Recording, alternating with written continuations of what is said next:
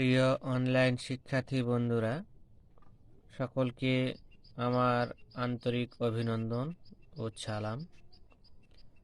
আজকে আমি তোমাদের সামনে আবারও উপস্থিত হয়েছি জীববিজ্ঞানের একটি বিষয় নিয়ে। তো বিষয়টির তোমরা কিছু অংশ দেখতে পাচ্ছ। তো বন্ধুরা, একটু লক্ষ্য করো, আমরা কিছু চিত্র আমাদের দেখতে পাচ্ছি, বিভিন্ন চিত্র আমাদের দেখতে পাচ্ছি, যেখানে বিভিন্ন প্রকার জীবের ছবিকে আমরা দেখতে পাচ্ছি। তো এটি আমাদের সারা পৃথিবীতে এভাবে ছড়িয়ে ছিটিয়ে রয়েছে বিভিন্ন প্রজাতির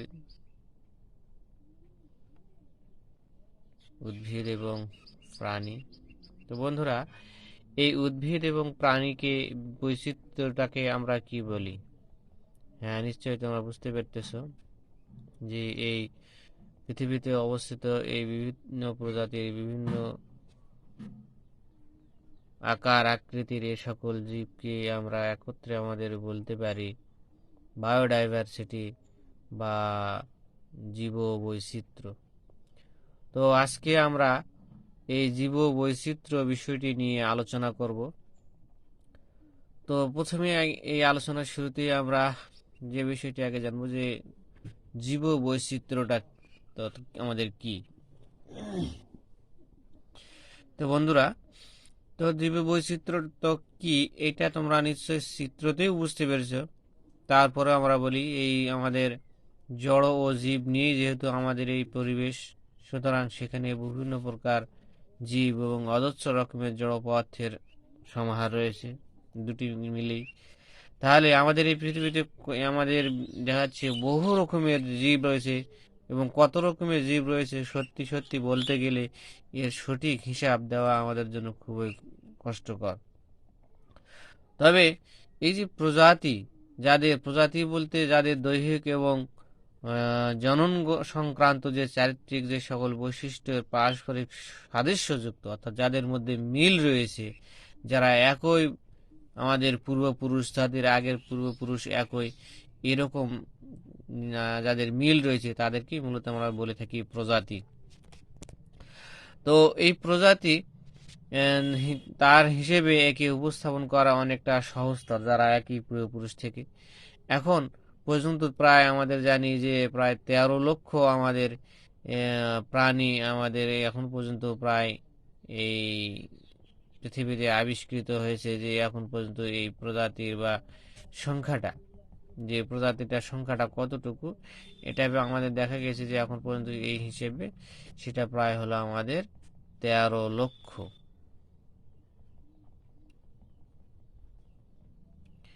এই প্রজাতির সংখ্যাটা আমাদের হলো বলা হচ্ছে 13 লক্ষ প্রজাতি। আর 4 লাখের মধ্যে রয়েছে উদ্ভিদ প্রজাতি বর্ণনা এবং নামকরণ আমাদের এখন পর্যন্ত পাওয়া যায়। তো প্রতিটি প্রজাতি তার নিজস্ব বৈশিষ্ট্য মণ্ডিত, এবং সেই নিজস্ব বৈশিষ্ট্য দিয়ে যে কোনো একটি প্রজাতি থেকে আমাদের ভিন্নতর হয়ে থাকে, অন্য প্রজাতি থেকে ভিন্নতর হয়ে থাকে। এভাবেই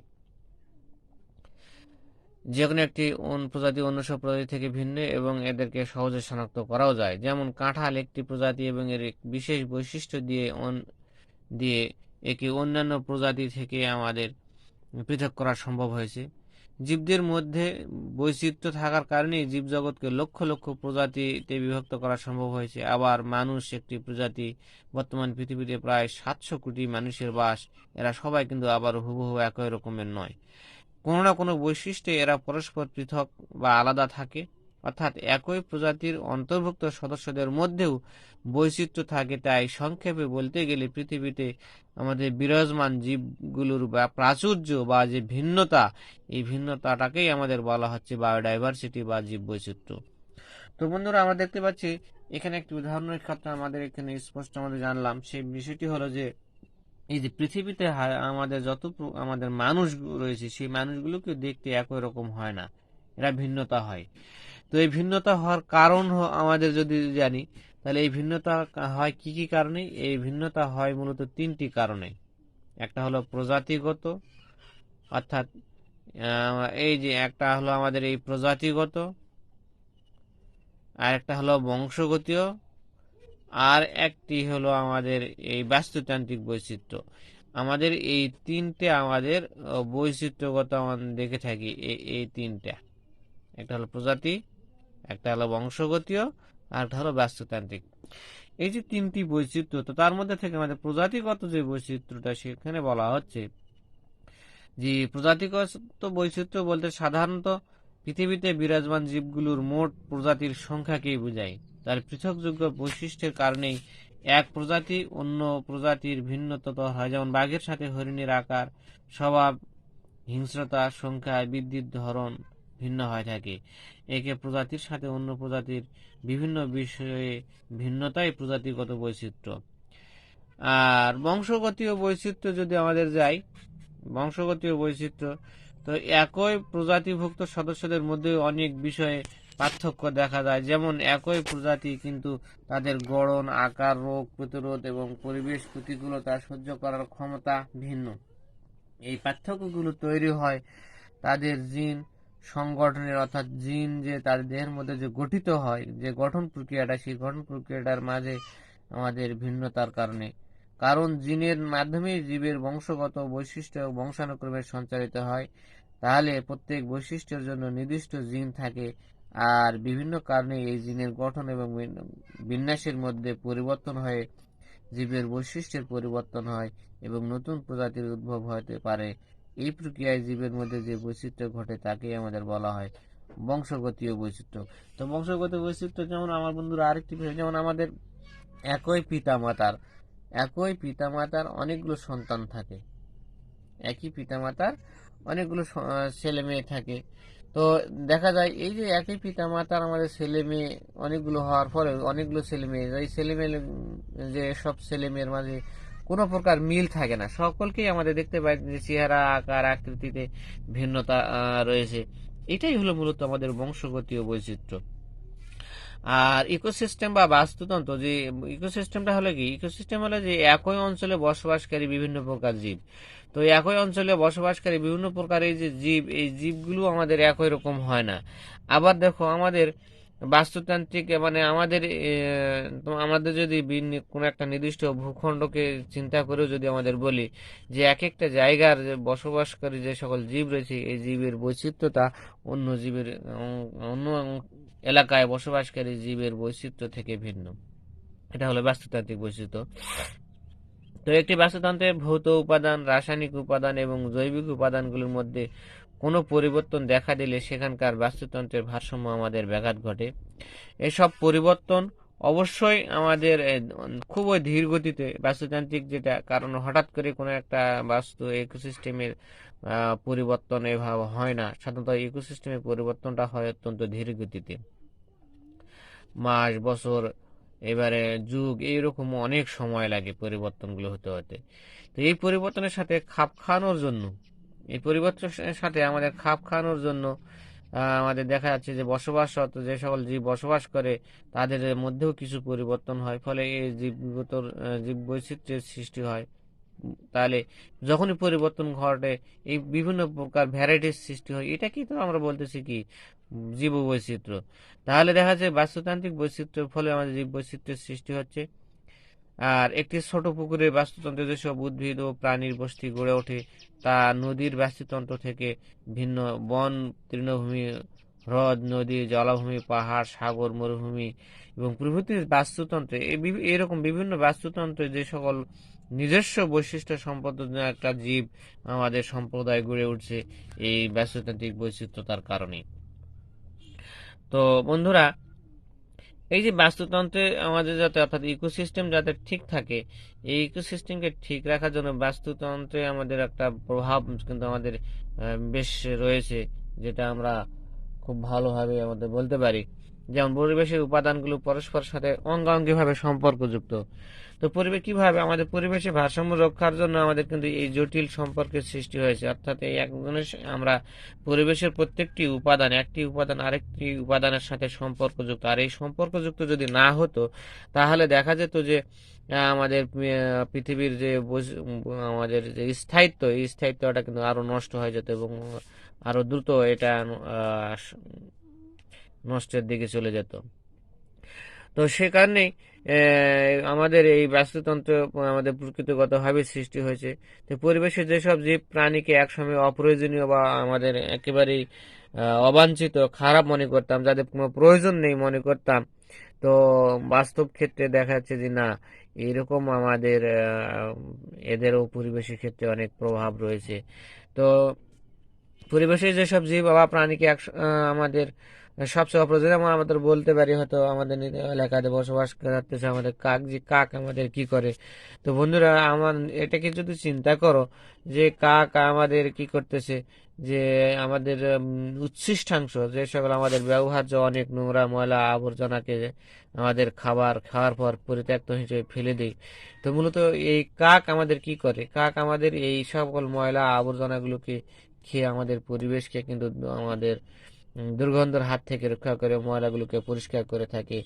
তাহলে এছাড়াও যেমন হয়তো আমাদের বলে সমুদ্রের পানির নিচে আমাদের যে শামুক ঝিনুক রয়েছে, তো এই শামুক ঝিনুকগুলোকে এগুলোকেও আমরা অনেক ক্ষেত্রে বলতে পারি যে এগুলো আমাদের হয়তো অপ্রয়োজনীয় জিনিস। তো গবেষণায় দেখা গেছে যে না, এরা সমুদ্রের পানি যে আমাদের রয়েছে সে বিষাক্ততা বা সমুদ্রের পানির যে অনেক সময় ঘোলাটায় বিভিন্ন কালার চেঞ্জ এগুলো হয়ে থাকে, মূলত এরা কি করে, এরা সমুদ্রে এই পানি উপকূলে যে সকল শামুক ঝিনুক বসবাস করে, এই ঝিনুকগুলো কিন্তু এই সমুদ্রের পানিকে আমাদের পরিষ্কার পানি বিশুদ্ধ করার কাজটা করে থাকে কিন্তু এই সকল জীব। কিন্তু এখন সেই ঝিনুকগুলোকে আমরা যদি লক্ষ্য করি আমাদের পরিবেশের, এই ঝিনুকগুলোকে দেখা যাচ্ছে ধীরে ধীরে বিলুপ্ত হয়ে যাচ্ছে, কমে যাচ্ছে। যত এই আমাদের শামুক ঝিনুকের পরিমাণটা কমে যাচ্ছে, যার ফলে আমাদের কি হচ্ছে, পরিবেশের যে আমাদের সমুদ্রের বা সাগরের যে আমাদের পানির যে বিশুদ্ধতা, এই বিশুদ্ধতাও কিন্তু ধীরে ধীরে নষ্ট হয়ে যাচ্ছে। যার ফলে আমরা প্রতিনিয়ত আমাদের দেখে থাকি যে আজ বঙ্গোপসাগরে বা অমুক সাগরে অমুক জায়গায় দেখা যাচ্ছে বিশাল একটা মৃত প্রাণী ভেসে উঠতেছে। তো ভেসে ওঠার কারণ কেন, এই যে পানির যে বিশুদ্ধতা আমাদের থাকার কথা, সেই বিশুদ্ধতা নষ্ট হয়ে যাচ্ছে। নষ্ট হয়ে যাওয়ার কারণ হলো যে যে সমুদ্রের বিশাল বিশাল পানিকে আমাদের বিশুদ্ধ করার কাজে যারা যে সকল জীব বসবাস করতো সেখানে, সেই বসবাসরত জীবগুলো আমাদের ধীরে ধীরে দেখা যাচ্ছে যে নষ্ট হয়ে যাচ্ছে। নষ্ট হয়ে যাওয়ার কারণে বা ধ্বংস হয়ে যাচ্ছে, তারা টিকে থাকতে পারতেছে না। না থাকার কারণে এই এলাকায় বসবাসকারী অন্যান্য জীবের উপরও এই একই প্রভাবটা পড়ে যাচ্ছে। যেমন আমাদের হতে পারে এরকম আরো রয়েছে, যেমন পেঁচা। যদি আমাদের বলি পেঁচা, পেঁচা আমাদের কি করে, দেখো বন্ধুরা, পেঁচা মূলত রাতে নিশাচর প্রাণী। এরা কি করে, এরা মূলত ওই পেঁচা, ঈগল, এগুলো আমাদের বাজ পাখি, এগুলো মূলত কি করে, ইঁদুরকে ধ্বংস করে, ইঁদুর খায়।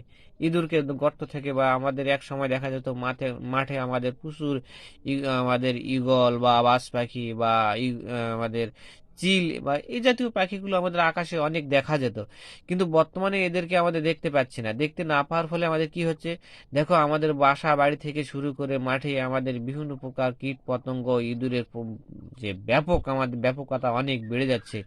এই বেড়ে যাওয়ার ফলে আমাদের এক সময় অদূর ভবিষ্যতে মনে করা হচ্ছে, গবেষণা করা হচ্ছে যে মানুষ এই মানুষের যে জীবন, দৈনন্দিন জীবন ইঁদুরকে এই যে নিয়ন্ত্রণ করতে যদি না পারে, তাহলে দেখা যাবে যে ভবিষ্যতে আমাদের মানুষের জীবন অতিষ্ঠ হয়ে যাবে। তো আমাদের দেখতে পাচ্ছি, হ্যাঁ বন্ধুরা, বলতেছিলাম যে ইঁদুর যে খাইত কি এইসব পেঁচা, বাজ পাখি, ঈগল, চিল। কিন্তু এখন এই ঈগল, চিল, পেঁচা এগুলো আমাদের না থাকার কারণে কি হচ্ছে, ইঁদুরের সংখ্যা বেড়ে যাচ্ছে। মানুষের বসত বাড়িতে বসবাসকারী একজোড়া ইঁদুর যদি আমাদের এইভাবে যদি বেঁচে থাকে, তাহলে দেখা যাচ্ছে বিনা বাধায় বংশবিস্তার যদি করে থাকে, একটা ইঁদুর বছর শেষে দাঁড়াবে 880টা ইঁদুরে। এক বছরে ইঁদুর এতগুলো প্রজনন ক্ষমতা সম্পন্ন। তাহলে বন্ধুরা, তাহলে বুঝতেই পারতেছো যে পরিবেশের ভারসাম্য রক্ষার জন্য আমাদের এই যে বাস্তুতন্ত্র, অর্থাৎ বিভিন্ন প্রকার যে জীব, এই জীবের প্রয়োজনীয়তাটা কতটুকু তোমরা নিশ্চয়ই বুঝতে পারতেছো। তো এই যে আমাদের একটা পরিবেশে বসবাসকারী বিভিন্ন প্রকার জীব, বিভিন্ন প্রকার জীবের মধ্যে যে পারস্পরিক আমাদের কি চলতেছে, নির্ভরশীলতা, একজন আরেকজনের উপর নির্ভরশীল। অর্থাৎ উদ্ভিদ, এখানে ইঁদুর যদি না থাকতো, তাহলে দেখা যাচ্ছে খাদ্যের অভাবে চিল, পেঁচা বাজ পাখি এগুলো দেখা যাচ্ছে খাদ্যের অভাবে মারা যেত। আবার বিপরীত ক্রমে যদি আমাদের ইঁদুরের যে সকল খাদ্য, সেই খাদ্যগুলোকে যদি সেই খাদ্যের যদি সংকট দেখা যায়, তাহলে ইঁদুর মারা যাবে। তাহলে এই যে চক্রাকারে আমাদের যদি দেখি, তাহলে চক্রাকারে মূলত আমাদের প্রত্যেকটা জীবই দেখা যাচ্ছে পৃথিবীতে একজন আরেকজনের উপর বেশ নির্ভরশীল। এই যে নির্ভরশীলতা, এই নির্ভরশীলতাগুলো কিন্তু আমাদের বিভিন্ন ভাবে হয়ে থাকে। তো এই যে নির্ভরশীলতা, এই নির্ভরশীলতাটাকে আমরা মূলত দুটি বিষয়ের উপর আমাদের আলোচনা করতে পারি। এই যে নির্ভরশীলতা, নির্ভরশীলতা আমাদের দুই ভাবে হয়ে থাকে। একটিকে আমাদের বলা হচ্ছে যে ধনাত্মক আন্তঃক্রিয়া বা ধনাত্মক নির্ভরশীলতা, আর একটাকে আমাদের বলা হচ্ছে আমাদের ঋণাত্মক। তো বন্ধুরা, হ্যাঁ, এখানে আরেকটি বিষয় বলতেছিলাম। তাহলে এই পৃথিবীতে আমাদের পারস্পরিক সংযোগ বা নির্ভরশীলতার যে জীবনচক্র পরিচালনার চাবিকাঠি, তাহলে এই যে আমাদের পৃথিবীতে আমাদের টিকে থাকার জন্য আমাদের একটা জীব আরেকটা জীবের সঙ্গে লড়াই করে হোক বা একজন আরেকজনের কিছুটা সহযোগী হয়ে আমাদের কি করতেছি, পরস্পরের কাছাকাছি আমাদের অবস্থান করতেছি, একজন আরেকজনের পাশে আমরা অবস্থান করতেছি। এই অবস্থান করাটাকে আমাদের বলা হচ্ছে সিম্বায়োসিস। সিম্বায়োসিস বা সহ অবস্থানকারী আমাদের বলা হচ্ছে। তো এই সহ অবস্থানকারী জীবগুলির মধ্যে যে ক্রিয়া বিক্রিয়া ঘটে থাকে, সেটাকেই আমাদের বলা হচ্ছে এই মিথস্ক্রিয়া। তাহলে এই মিথস্ক্রিয়াটা আমাদের বলা হচ্ছে দুইটি হতে পারে, একটা হলো ধনাত্মক আন্তঃক্রিয়া, আর একটা হলো ঋণাত্মক আন্তঃক্রিয়া। আর এই ধনাত্মক আন্তঃক্রিয়া আমাদের বিষয়টা কি, ধনাত্মক আন্তঃক্রিয়ার বিষয়টা হলো, ধনাত্মক আন্তঃক্রিয়া বলা হচ্ছে যে যে আন্তঃক্রিয়া সম্পর্কে দুটি জীবের একটি অন্যটিকে সহায়তা করে, অর্থাৎ কেউ একজন আরেকজনের ক্ষতি করে না, উভয়ের উপকার করে থাকে। এই ধরনের যদি ঘটনা ঘটে থাকে আমাদের পাশাপাশি অবস্থান করি জীবগুলোর মধ্যে, তাহলে তখন সেটাকে আমাদের বলা হচ্ছে ধনাত্মক আন্তঃক্রিয়া। আর এই ধনাত্মক আন্তঃক্রিয়া আবার দুই ভাবে হয়, একটা হলো মিউচুয়ালিজম আর একটা হলো কমেন্সালিজম। তো মিউচুয়াল হলো মানে কি, যে সকল জীব, যে দুটি জীব পরস্পরের পাশাপাশি অবস্থান করতেছে, এই অবস্থানকারী জীবগুলো যদি উভয়ের উপকার করে থাকে, তাহলে তখন সেটাকে বলা হচ্ছে মিউচুয়ালিজম। তাহলে সেটাকে আমাদের কি বলা হচ্ছে, মিউচুয়ালিজম। যেমন আমাদের মৌমাছি আমাদের কি করতেছে, আমাদের বিভিন্ন ফুলের কীট পতঙ্গে আমাদের ঘুরে বেড়াচ্ছে, সেখানে মৌমাছি কি করতেছে, বিভিন্ন প্রকার ফুল থেকে মধু আহরণ করতেছে। বন্ধুরা, কি একটি বিষয়টা বোঝার চেষ্টা করে, তাহলে কি সে আমাদের বিভিন্ন ফুলের কাছ থেকে আমাদের মধু আহরণ করতেছে বলে এমনটা নয় যে তার থেকে শুধু মধু নিচ্ছে, বিনিময়ে তাকে কিছু দিচ্ছে না, মৌমাছি যে গাছপালায় কিছু দিচ্ছে না, তা না। হ্যাঁ, মধু আহরণ করতে গিয়ে আবার পরোক্ষভাবে বা প্রত্যক্ষভাবেই দেখা যাচ্ছে এখানে আমাদের কীট পতঙ্গ বা মৌমাছিগুলো কি করতেছে, ওই সকল উদ্ভিদের আমাদের পরাগায়নের সহযোগিতা করতেছে। পরাগায়ন যদি না ঘটতো, তাহলে ওই সকল জীবগুলো আমাদের কি হতো, বিলুপ্ত হয়ে যেত, নষ্ট হয়ে যেত, পৃথিবীতে থাকতো, তার মানে বংশ বিস্তার করতে পারতো না। তাহলে এখানে আমাদের দেখতে পাচ্ছি যে সকল আমাদের বিভিন্ন প্রকার আমাদের কীট পতঙ্গ বা মৌমাছি আমাদের অন্য উদ্ভিদের ফুলে ফুলে ঘুরে গিয়ে মধু আহরণ করতেছে, অপরদিকে বিনিময়ে তাদেরকে আমাদের কি কি করতেছে, পরাগায়নের সহযোগিতা করতেছে। তাহলে এটি হলো আমাদের মিউচুয়ালিজম। অপরদিকে যদি যাই আমাদের কমেন্সালিজম হলো একটি উদ্ভিদ যদি অন্য একটি উদ্ভিদের উপর যদি নির্ভরশীল হয়, তবে এই নির্ভরশীলতাটা হলেও দেখা যাচ্ছে যে অন্য আরেকজনের ক্ষতি করে না। যেমন আরোহিণী যে সকল উদ্ভিদ মূলত কি করে, অন্য একটা গাছকে অবলম্বন করে সে শুধু উপরের দিকে, অর্থাৎ আলো, যত আমাদের জানি যে একটা জঙ্গলে যত বড় বড় আমাদের গাছ থাকে, এই গাছগুলো আমাদের কি উপরে সূর্যের আলোটাকে একে একে ঢেকে ফেলে, ফলে নিচে যে একেবারে গোড়াতে ভূমিতে মাটিতে যে সকল উদ্ভিদ থাকে এগুলো আমাদের কি আলো থেকে বঞ্চিত হয়। তো এই আলো থেকে যদি বঞ্চিত হয় তাহলে তারা খাদ্য তৈরি করতে পারবে না, খাদ্য তৈরি করতে না পারলে তারা নষ্ট হয়ে যাবে। এই জন্য কি করে, এই ছোট উদ্ভিদগুলো বড় বড় উদ্ভিদগুলোকে পেঁচিয়ে পেঁচিয়ে এরা উপরের দিকে শুধুমাত্র ওঠে। উপরের দিকে কেন ওঠে? আলোটা পাওয়ার জন্য। তো আলো যদিও পাওয়ার জন্য কিন্তু উপরে উঠতেছে, এবং খাদ্য বা তার কাছ থেকে ওই উদ্ভিদগুলোর কাছ থেকে যে খাদ্য শোষণ করে নিয়ে তাই না, এই যে উদ্ভিদগুলো অন্য উদ্ভিদকে আরোহণ করে পেঁচিয়ে উপরের দিকে উঠতেছে, পেঁচিয়ে উপরের দিকে উঠতেছে ঠিকই, কিন্তু তাদের মূলটা যেটা রয়েছে সেটা কিন্তু মাটিতেই রয়েছে। সুতরাং মাটি থেকেই এরা কিন্তু খাদ্যটাকে গ্রহণ করে। ফলে ওই যে সকল উদ্ভিদগুলোকে পেঁচিয়ে উপর দিকে উঠতেছে ওই উদ্ভিদগুলোর তেমন ক্ষতি হয় না। এই ধরনের ঘটনাটাকে আমাদের বলা হচ্ছে আমাদের কমেন্সালিজম। অপর একটি হলো ঋণাত্মক আন্তঃক্রিয়া, অর্থাৎ যে পরস্পরের সহযোগিতা পাশাপাশি অবস্থান করার ফলে যদি কেউ কারো ক্ষতি করে থাকে, এই ক্ষতিটা আমাদের ক্ষতিগ্রস্ত হয়, তখন সেটাকে আমাদের বলা হচ্ছে ঋণাত্মক আন্তঃক্রিয়া। আর এই ঋণাত্মক আন্তঃক্রিয়াটা আমাদের তিন ভাগে হতে পারে। একটি হলো শোষণ, প্রতিযোগিতা এবং অ্যান্টিবায়োসিস। তাহলে শোষণটা হলো এক্ষেত্রে একটি জীব অন্য জীবের প্রত্যক্ষ বা পরোক্ষভাবে তার অধিকার থেকে বঞ্চিত করে নিজের অধিকার ভোগ করে। যেমন স্বর্ণলতা, রাসনা, যেগুলো আমাদের উদ্ভিদ, বড়ই গাছ বিশেষ করে আমাদের দেখে থাকি, এই সকল আমাদের কি করে, ওই গাছগুলোর উপর আমাদের বসবাস করে তাদের স্বর্ণলতা যে হস্টোরিয়াম রয়েছে তাদের গাছের অর্থাৎ বড়ই গাছের ডালপালার ভিতরে আমাদের প্রবেশ করে দেয়, সেখান থেকে খাদ্যটাকে শোষণ করে নিয়ে নেয়। আবার ওই সমস্ত গাছের উপর ছড়িয়ে পড়ে, ছড়িয়ে পড়ার পরে কি করে, ওই গাছটাকে আমাদের সূর্যের আলো পেতে বাধা প্রাপ্ত করে ফেলে। এভাবে ওই গাছগুলোকে নষ্ট ক্ষতিগ্রস্ত করে।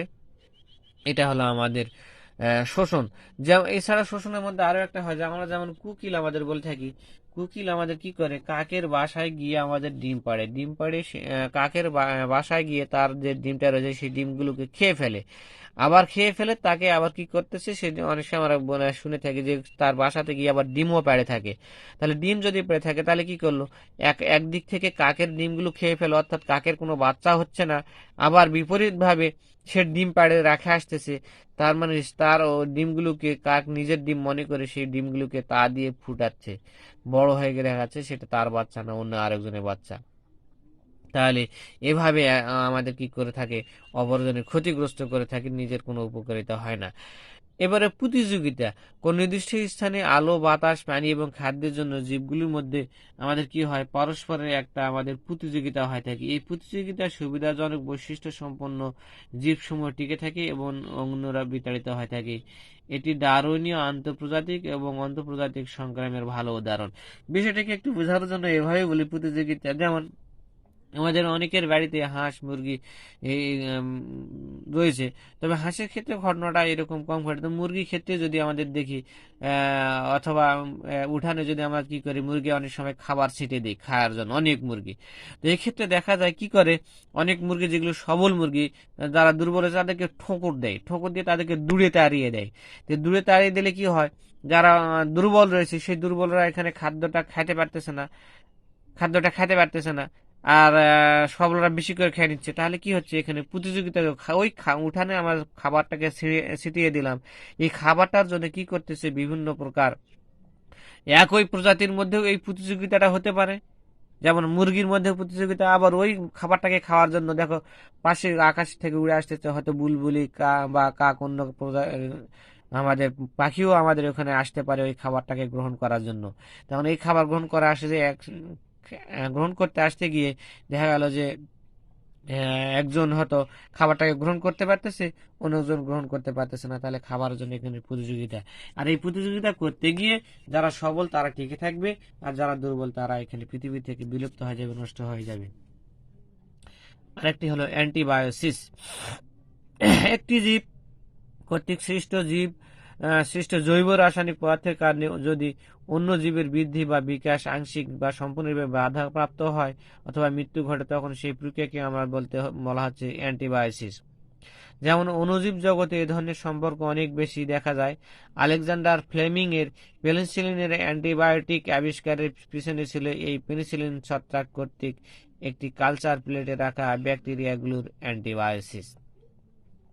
তাহলে উপরের আলোচনা থেকে এটি বোঝা যায় যে পরিবেশে বিদ্যমান বিভিন্ন জীবের মধ্যে প্রতিনিয়ত ক্রিয়া বিক্রিয়া আমাদের ঘটতেছে এবং প্রত্যেকটি উপাদান পরস্পরের সাথে আন্তঃসম্পর্কযুক্ত।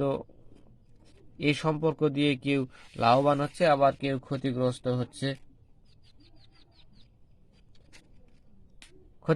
হচ্ছে। আর এইভাবেই তারা পরিবেশের ভারসাম্য বজায় রেখে চলতেছে। তো বন্ধুরা, আর ভিডিওর পরিসর আর বাড়াবো না, এইটাকে আর বেশি দীর্ঘায়িত না করতে চাচ্ছি না। তো এ ছিল আজকে আমার পাঠ। তো বিষয়টি নিয়ে তোমরা আবারও বাসায় ভালোভাবে অধ্যয়ন করবে এবং বাসার এই বর্তমানে আরো করোনা পরিস্থিতি ভয়াবহ, তাই তোমরা বাসার বাইরে বের হওয়ার চেষ্টা করবে। একান্ত প্রয়োজন না হলে বাসার বাইরে বেরিয়ে আসবে না। আর যদি আসতে হয় তাহলে অবশ্যই মাস্ক পরিধান করবে, এই আশা রেখে আজকে আমি আবারও তোমাদের মাঝ থেকে বিদায় হয়ে যাচ্ছি। পরবর্তী দেখা হবে আবার পরবর্তী কোনো নতুন ক্লাসে। ধন্যবাদ সকলকে। আসসালামু আলাইকুম।